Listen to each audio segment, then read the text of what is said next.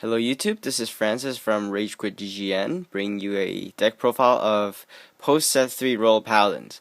For those of you who don't want to listen to me talk about the deck, this is the overview of the entire deck, and I'll post the deck list in the info section below the video. And let's get started. First of all, the starting Vanguard. This guy sucks. Compared to Barkle, he's nothing. But since Barkle is banned, this is the only choice we have. Unless you want to run Stardust Trumpeter, which does nothing anyways. At least this guy has a potential to give you a +1, even a +2. So, well, run him over Trumpeter. I guess that's the only reason. The trigger part is kind of interesting. I run 4 heals, obviously. Unless you wanted to troll. I ran 11 crits and 5 draws at my locals. And I actually came in second place because I got lucky with triggers. But anyways, 4 heals, and I run 5 draws because the mainstream stuff is to run 6 draws, 6 crits, 8 crits, 4 draws, or 10 crits, 2 draws. I find that 6 draws I don't have enough crits, and 8 crits I don't have enough draws, so I decided to go with 5, 7. Also, it's cool when you check the 2 different draw triggers in the beginning. Then it kind of throws the opponent off, not knowing what kind of trigger lineup you have. So same thing with the crits. You always run different cards for crits, so opponent doesn't know how many crits you have exactly. Now, I'll talk about these 2 gray ones first. I run 1 lien simply because I can't find space, because you have to run 4 of the right chain guys. He sucks. He's a 7k, essentially vanilla, but hey, potential +1, better than no pluses. So yeah, I only run 1 lien. Behind Alfred, she's amazing, and she's the most tutored card in the deck by Alfred. Like, almost 90% of the games, I search out lien with Alfred. Toypugal. Now, only 2. I get flamed a lot because people are saying, oh, it's a 9k boost, it's so good, why are you only running 2? Okay, hear me out. The condition is you have another grade 3, which is probably going to be palamedes. Now, that allows palamedes to hit for 22, which is amazing if cross rights exist. The fact that Majesty Lord Blaster doesn't exist, the highest possible power in the English meta right now is 11. Unless you're playing against an aggravate and they got the effect off. But that's a different story. So, 11, if you're boosting with marron, Palamede hits for 21, and that's the exact same amount of shield needed as 22. So toypugal, not very useful.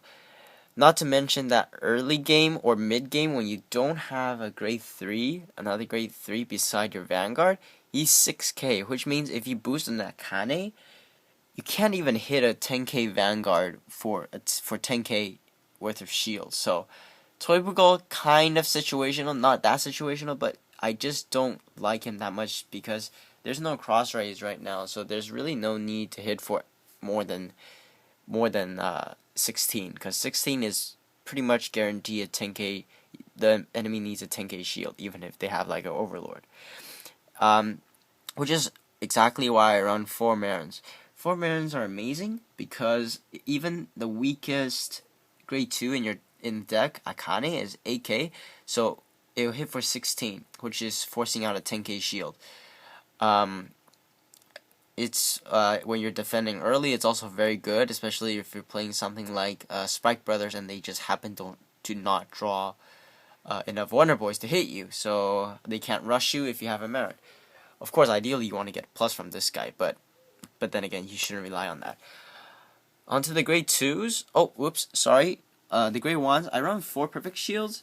I think 4 is the proper amount. People are saying run 3 and run 1 more lien, but I honestly think you need 4 in this meta.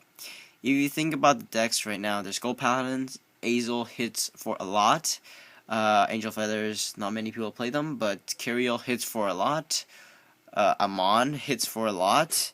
There's a lot of things that hit for over 20k and sometimes even over 25k, and you don't want to guard that with normal shields. You're gonna burn your entire hand to guard from like 1 trigger. That's terrible.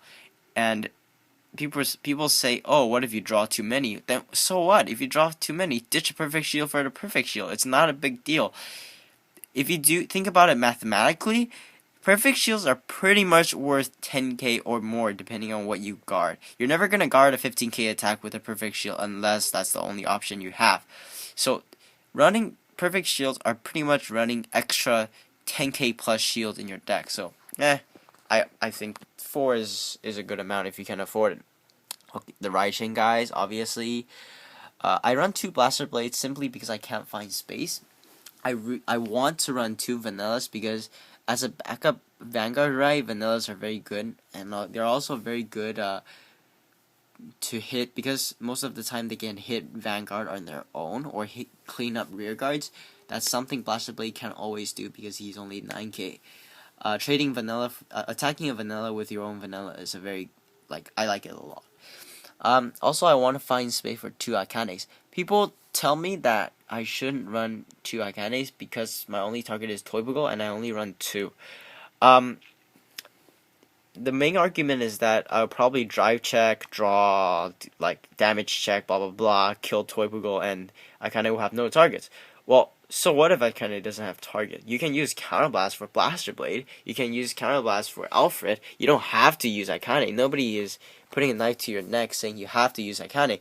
Akane is for the nice mid-game situation where you have 2 counterblasts and enemy doesn't have a valuable target. Okay, sure. I'll just call akane, call a toypugal. There you go, free booster. Not a big deal. And late game, if there's no more toypugals, oh well, whatever. Call an Alfred. Use 3 counterblasts and tutor whatever you want.